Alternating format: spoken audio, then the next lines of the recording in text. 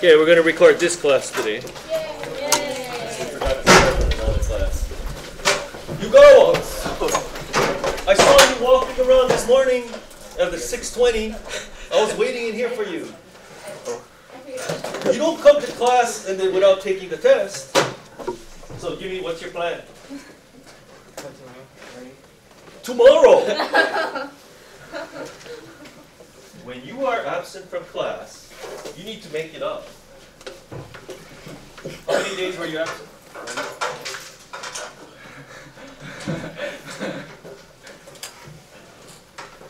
Why, you don't have any free periods today? But you were walking around 6:20 this morning. Okay, you have until 7:30 tomorrow morning to make up the test. I don't want my test. Okay, today we start the next chapter.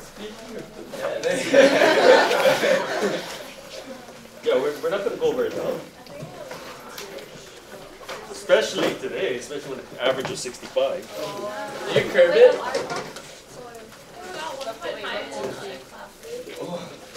What's there you asked her? What? 65. Well, after I did the Probably got first 100. two, wait, no. The first class was 65, and then I think after this class, it might have gone up to 66. We're up chapter 6. Experience. Somebody sitting here? I'm like the only one that did it. That's a weird name. Okay, now in this chapter, we're only studying three things now. We're studying the binomial theorem, solving inequalities, which you guys should already know, and working with absolute values, which you should also know too. This is all pretty much everything in the first semester's review, except kicked up a notch. So today we start the binomial theorem. Now, what is the binomial theorem? It's a theorem that allows us to expand a plus b to the nth power. Okay, now before we even do that, we got to do some reviews on permutations and combinations. Okay, now do you guys even remember what's the difference between a permutation and a combination? A permutation is when the order is important.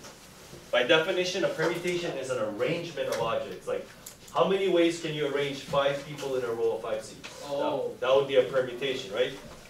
So how do you, let's just do it since this comes up on the SAT a lot. Let's say you have 5 people. Alfredo, Bernardo's, Carlos, Diego, and Eduardo.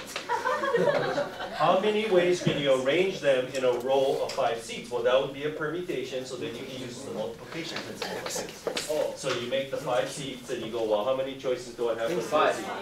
5. 4. Once he sits down, you have 4 choices, and then 3, and then 2, and then 1. And then you multiply those numbers and you get 120. That's called a permutation. Now, when the order is not important, then we have a combination. For example, suppose you have 8 different candy bars at home. Now, let's just make it 6. No, 7. Let's say we have 7 different candy bars at home. Almond Joy, Butterfinger, Crunch, Doodad, Elephant, Flamingo, Gorilla candy bars. These are 7 candy bars. Now, I'm not going to arrange them in a row. I just want to throw them into my lunchbox. So how many ways can I select 3 of them just to put in my lunchbox? Is the order important? Yeah. No, it doesn't matter which one's in first, second, or third. It's just in the lunchbox, right? Or like making a committee. It doesn't matter who's on first, second, or third, right? So the answer would be a combination of 7 things taken 3 at a time. Have you seen this notation before? Most books use this. I like to use this one though. 7 choose 3 means the same thing. It's the combination of 7 things taken 3 at a time. Now, how do you compute this? Well, by definition, the combination of n things taken r at a time is equal to n factorial over r factorial, n minus r factorial. So of course, the next question is, what's factorial? You guys know what factorials are? No. 4 factorial means 4 times 3 times 2 times 1. You just keep multiplying until you hit 1. Keep subtracting 1 until you get 1, until you get 24. And by definition, 0 factorial is equal to? 0. 1. I think I wrote that. I'm not what I wrote in your notes or not. So, how do you compute 7 choose 3? Well, according to this definition, it's 7 factorial over 3 factorial, and then 7 minus 3 is 4 factorial. That's how you compute it. Okay? What does 7 factorial mean? 7 times 6 times 5 times 4 times 3 times 2 times 1. What is 3 factorial? 3 times 2 times 1. What is 4 factorial? 4 times 3 times 2 times 1. Hey, these cancel out, it's the part. Duh.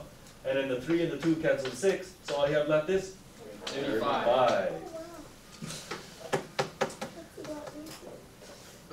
Then multiplying out the top and the bottom and then dividing. Who even does that? So if you had 7 different candy bars at home and you want to throw 3 in your lunchbox, there's 35 different ways you can do it. Okay, now we have to be able to compute. Now, of course, your calculator can do this, right? You guys know you have this on your calculator, right? Yeah. Okay, take out your calculator. If you were in my SAT prep class, I showed you guys, but you guys probably forgot. Okay, so if you want to compute 7 choose 3 on your calculator, you punch in 7. Then you look for this button, NCR, which is the combination button. Then 3, then press enter, and your calculator should spit out 35. Okay, where's the NCR button? Well, if you're a TI user, then you press math, go to the probability menu, and it should be in there. Probability is the upper right, I think. Yeah? Now, for the Prism people, you press, what did they say in another class? There's a math button? Yeah. No. Something options. Options, probability. So Prism people, look for the options button, probability, and then it's there. Did you guys get it? Oh yeah, I found it. Options. Options. Yeah, option and then you. Probability. Oh. Got it. Okay, so now we know where it is on the calculator. Okay, well we're not going to use calculator. Unless your last name is Kojima. Oh, listen. Every test, no calculator. There's no calculator unless I tell you there is.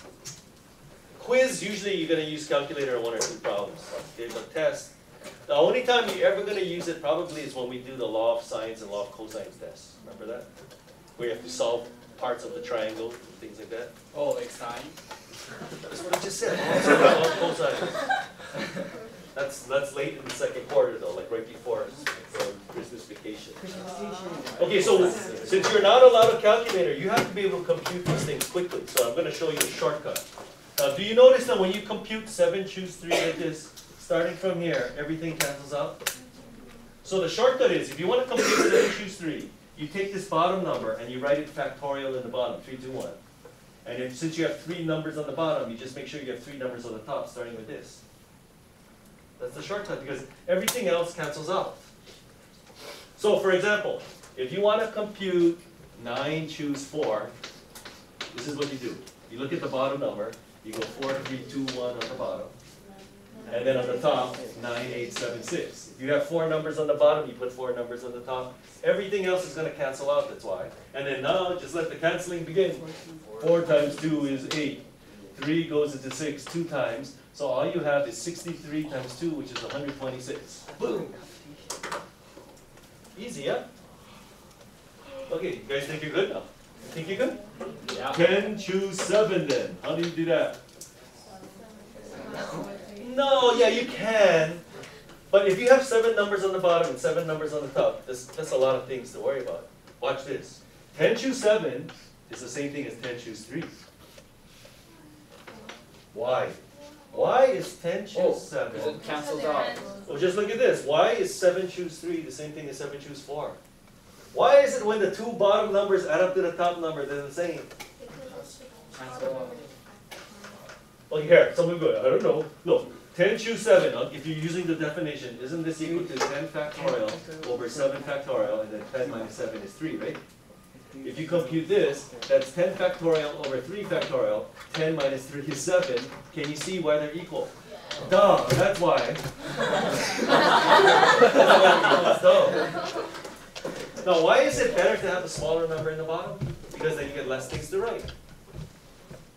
So, all you gotta do now is put 3, 2, 1 on the bottom, 10, 9, 8 on the top, and let the canceling begin. Booga booga 3, booga booga 4, 120. You do not multiply out the top and then the bottom and divide, Jeremiah. You cancel. Whoa, Mr. Park, they always cancel out. You always get a whole number, duh. You have to get a whole number. Why? Yeah, like if you have 8 candy bars, how many ways can you take 3 of them to school with you in your lunchbox? 5.5. No, it's got to be a whole number. Okay, so that's the review. Now we can start learning the binomial theorem. Now, what is the binomial theorem? The binomial theorem tells you how to expand a plus b to the nth power, where n is a whole number. We're going to start with a whole number. What if n is a whole number? You should have learned this last year. Or at least you should. Okay, so here, let's look at some patterns. A plus b to the 0 power. What is that? 1. 1. A plus b to the first power. A plus b Is a plus b. That's a power, right? A plus b squared. We're not even out of algebra 1 yet. squared plus 2ab plus 2. And when you come out of algebra 2, you should be experts at cubes. A cubed plus 3.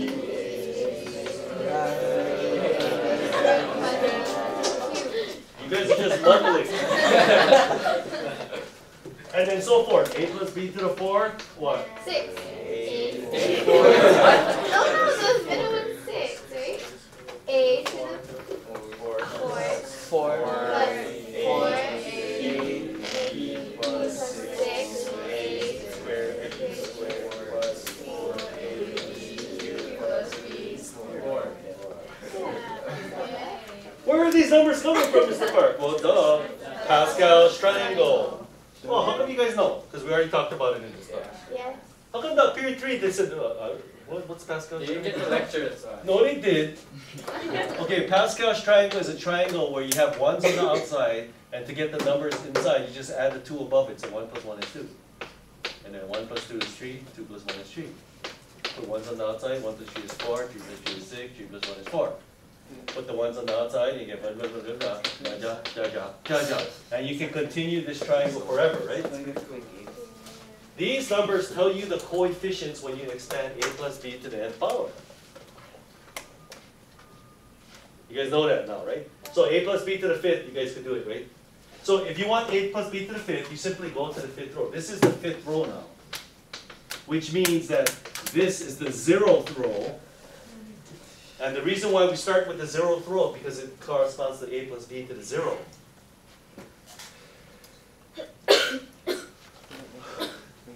Okay, now, you guys think you're good? Okay. What if we go now a plus b to the 20th power then? First of all, how many terms are there going to be? Come on, look at the pattern. A plus b to the 0, got 1 term. When the power is 1, get 2. When the power is 2, get 3. When the power is 3, get 4. 21. I'm going to have 21 terms. Now, do you think I'm going to ask you to write out all 21 on a quiz? No. That's stupid. I'll ask you, what's the first 4 terms though? What's the first 4 terms? A to the 24. Okay. Look at the pattern. A to the 20th plus 20. 20, A to the 19th B plus something A to the 18th B squared plus something A to the 17th B cubed, right? That's the first 4 terms, right? Yes. How do I figure out what those numbers are? So I just keep on doing the Pascal's triangle until I get to the 20th row. No! Yeah, you can, except it's going to take way longer. Okay, then I'll just change it to 100 then. Make it 100 power. Or you guys are class of 2014, I'll make it 2014. No! Anyway, look at these numbers. These numbers, now how does that even correspond to what I just reviewed? Well, I'll just tell you since we kind of ran out of time in the other class. If you go to the 5th row of Pascal's triangle, these numbers are simply 5 choose 0, 5 choose 1, 5 choose 2, 5 choose 3, 5 choose 4, and 5 choose 5. Those are the numbers in Pascal's triangle. That's how they relate to combinations. And then now, can you see why 5 choose 2 and 5 choose 3 are equal? Because Pascal's triangle is going to be symmetric about this, right? These two are equal, these two are equal, these two are equal. See how it all fits together? You guys are trying to memorize all these different things. That's why if you just think of it as a whole entity, it's a lot easier. Oh! So this number here can be 20 choose 0 then. Why is it that 20 choose 0 is 1? Why is it that 5 choose 0 is 1, or 4 choose 0 is 1, or 3 choose 0 is 1? Because if you have to compute 5 choose 0, that's 5 factorial over 0 factorial, and then 5 minus 0 is 5. These cancel out, and remember 0 factorial is 1, that's why it's 1. Oh, so anything choose 0 is 1. Oh, yeah, it is. And do you see why 5 choose 1 is 5? 4 choose 1 is 4? So gorilla choose 1 is just gorilla. Yeah, so that's why 20 choose 1 is going to be 20. Okay, so this next number here is going to be 20 choose 2. So how do we compute 20 choose, here, why don't we just write it in? 20 choose 2, 20 choose 3. How do we compute 20 choose 2? What's the shortcut I taught you? 2 times 1 in the bottom, and 20 times 19 on the top. So this goes 10 to 190. Yes. It's multiplied by 10, that's why. When you multiply by 10, you just put a 0 at the end. Wait, let me think about that one just a part. Okay, what about 20 choose 3? 3, 2, 1 on the bottom, and 20, 19, 18 on the top. Let the canceling begin. 6 goes into 18 3 times. 57 times 2 is? 57 times 2 is 114 with a 0 at the end. So it's 1140. That's why we don't need calculator, because the numbers are all easy to work with. And there you go. That's how you use the binomial theorem. Easy, yeah?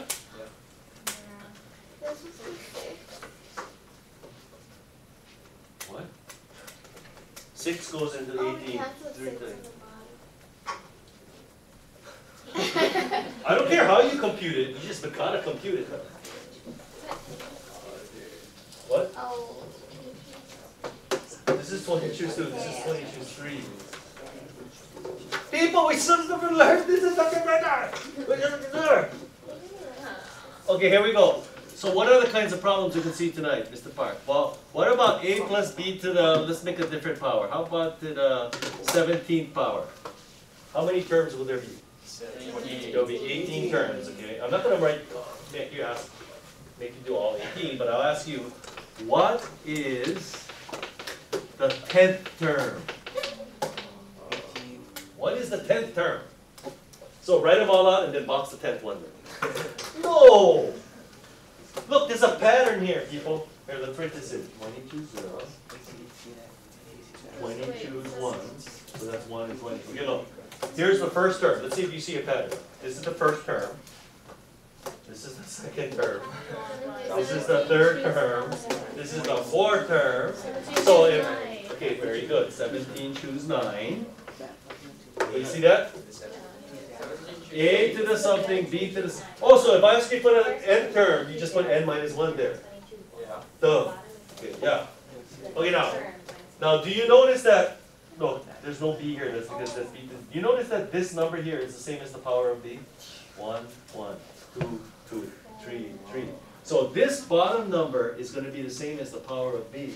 This is just looking at patterns. And then the two powers always got to add up to 20, right? This number here. So if this is a 9, this number and this number got to add up to 17, so therefore that got to be 8. Yes, didn't you guys do this before, last year? No, whatever. Doesn't matter, I'm teaching you like you don't know anything, right? Okay, so now you just got to compute 17, choose 9. That one's going to be pretty difficult. 17 choose 8. Okay, so 17 choose 8. So 8, 7, 6, 5, 4, 3, 2, 1. All under 17, 16, 15, 14, 13, 12, 11, 10. Can you see this is a monstrosity? No! Actually, it's optional. What can I cancel? What can I cancel? 5 times 2 is 10. 4 times 3 is 12. 8 times 7 is 56. And 14 goes into 56 4 times, but 4 goes into 16 4 times. 3 and 5. Okay, 4 over 6 is 2 over 3, but 3 goes into 15 5 times. So basically you got a 10 there. So basically you just got to multiply 17 times 13 times 11 and multiply it by 10, right? That's easy. 17 times, okay, you can do that in your head. 17 times 13, just think of it as 15 plus 2 times 15 minus 2, which is 15 squared minus 2 squared. 225 minus 4 is 221, see? And then when you multiply by 11, come on, the baby can do that, right? Like that. And then you multiply by 10, so there you go. So it's 24,310, a to the 8, b to the 9. So easy. Don't worry, all the answers will be less than a million, so you don't have to worry about it. Okay, so this takes care, this is supposed to be the review, okay? This takes care of when n is a whole number. So when n is a whole number, when you raise a plus b to a whole number power, you can use Pascal's triangle and you can use this combination thing, yeah? Okay, but what happens when the power is a fraction or a negative number? Yeah! Then you can't use this. Because you only can use the combination notation if you're working with whole numbers. There's no such thing as like 1/2 choose 7. Okay, you can't do that, okay? So, Why not? because it's not defined for that. It's only defined for whole numbers. So, so how do you expand, for example, how do you expand 4 plus x to the half then, first of all? You have to use the general binomial theorem. Now, if you look at your notes, I listed the first binomial theorem for whole numbers, right? But when you have fractions or negative numbers, what do? You use the general binomial theorem, which is the second one printed there. So if you just have to memorize one, which one are you going to memorize? The bottom one. The second one, because that one, right, because it covers more. Okay, so every year, this is what students say. Mr. Park, I don't understand the binomial theorem. You don't understand it. You just memorize it so you can use it. Okay? You just memorize the thing, put it in your tool belt, just like the distance between a point and a line, right? Remember that formula? You just memorize it, put it in the tool belt so you can use it. Okay, I'm not having Okay, so here we go. You just memorize it and you use it, but it's easy to memorize because the form is the same, that's why. It's the same as the regular binomial theorem. So this is A, this is B, this is N. Okay, so what's the first term going to be? What's the first term always? A to the N. A to the N is always the first term. Okay, what's the next term going to be? N. Now the power of A goes down by 1, and the power of B goes up by 1. That's how the binomial theorem works. The powers of A go down by 1, the powers of B go up by 1, and the two powers always add up to that power. It's quite simple. Okay, what's the next term? N times n minus 1 over 2 factorial. The power of A goes down by 1, the power of B goes up by 1. It's just, you guys look. N minus 1, n minus 2 over 3 factorial. The power of A goes down by 1, the power of B goes up by 1. I don't know what you're doing. I'm using that formula! This is A. Okay, wherever you see A, put 4. Wherever you see B, write X. Wherever you see N, write 1/2. It's called plug and chug. You guys learned how to do plug and chug in 5th grade, right?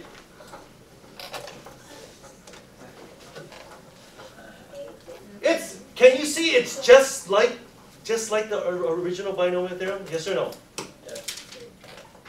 Because this is like, okay, you can't do this, but it's kind of like 1/2 choose 0, the first one, right? It's kind of like it. Anything choose 0 is just 1, right? Okay, the next one is going to be like 1/2 choose 1. There's no such thing as it, but it's like it. Anything choose 1 is anything, right? Okay, 1/2 choose 2. Again, I repeat, because if anybody sees this on a video, it's stupid, because this is undefined, okay? But it's like it, because how would you compute this? You put a 2 times 1 on the bottom and a 1/2 times -1/2 on the top. Isn't that what that is? That's how I taught you to do the shortcut, right? And this is kind of like 1/2 choose 3, which means you put 3, 2, 1 in the bottom, and then you have 3 numbers on the top. It's exactly the same pattern, except these things are undefined. You can't do it. You know what I'm talking about? And then the powers of A are going down by 1, the powers of B are going up by 1, and the 2 powers always add up to 1/2. I know what to stop. Okay, how many terms will there be if I keep on going? What's the pattern? A plus B to the 10th got 11 terms. A plus B to the 20th got 21 terms. So A plus B to the 1/2 gonna have 1.5 terms. That's stupid! How can you have 1.5 terms? You just cut it off. And you just take Well, I already wrote out 4. That's more than 1.5. It goes on forever. Can you see that it doesn't stop? This thing goes on forever. Oh my gosh. We're taking longer than the other class. No. Okay, now we gotta simplify. Okay, let's assume you can actually write this down. Now you gotta simplify. I'll do the first one. 2. Okay, who's doing the second term? Matsubara. Oh, Simplify. yeah, so it's gonna be 1 over 2.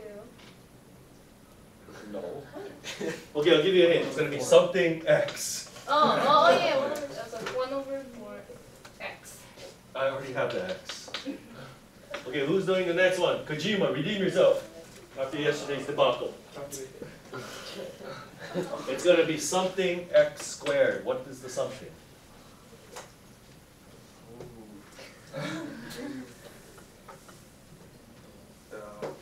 Well, first of all, the other class, I had to show them how to compute 4 to the -3/2. Do I have to do that with this class? No. 1 over 8. Why are my eyes going over here on this side? Yes. 4 to the -3/2 is the same thing as 1 over 4 to the 3/2, right? And when you compute 4 to the 3/2, do I do 4 cubed and then square root it? No. No, you do the square root part first and then you cube it because it makes the number smaller. So, so that's 1/8. Okay, I get it. Okay, so that's 1/8. And what's this? Kojima? Oh, negative. You can tell from my face that's not the answer. Negative. Yeah, I got the negative. I got the negative. 1/8. So 1 over 60. Okay, there you go. It took us that long to do that one. Okay, next one. Gonna be plus. Can you see why negative times negative is positive, right? Something X cubed. What is the something, Ma?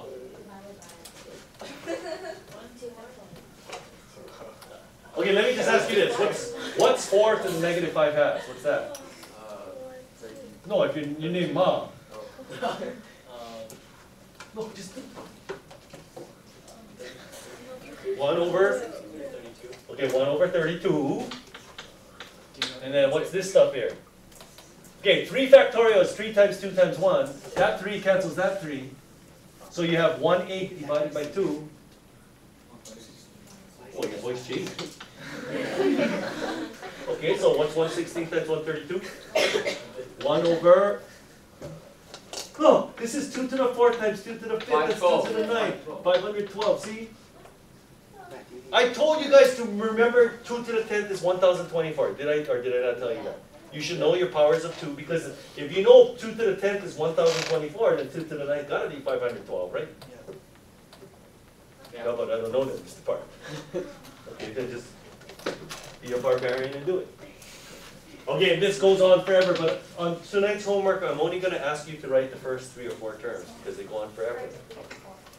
Okay, now we're going to use it. Now, use the result you have here to estimate the square root of 5. Use the result in this problem to estimate the square root of 5. This is how they actually computed the square root of 5 in the old days. Okay, now look at this. Doesn't 1/2 power mean square root? Okay, what number do I have to plug in for x to get the square root of 5? What? There's still 4 there. 4 plus what will give you 5? 1! So all you gotta do is plug in 1 for x. So 2 plus 1. It's not always gonna be 1 though. I just make, for this example, it's 1. minus 1 over 64 plus 1 over 512. Now, of course, if you keep on adding these terms forever, you will get exactly the square root of 5. But you have to add forever. Once you stop, like if you just do 4 terms, then that's just an estimate. So if you add these 4 numbers together, that's an estimate of the square root of 5. Now, how good an estimate? Well, in one of tonight's homework problems, you got to compute the percent error with the actual square root of 5. You guys know how to compute percent error, right, from chemistry? You said no. Even biology, right? Percent error. You can use your calculator for it. Okay, we got less time than the other class. I can't believe it. There's only 8 minutes left. Okay, now for the test. Okay, we're not going to have time to discuss. Let me just turn off the thing. No, you have to see it. Okay, you gotta leave. So you better make sure. Wait, no, take your stuff.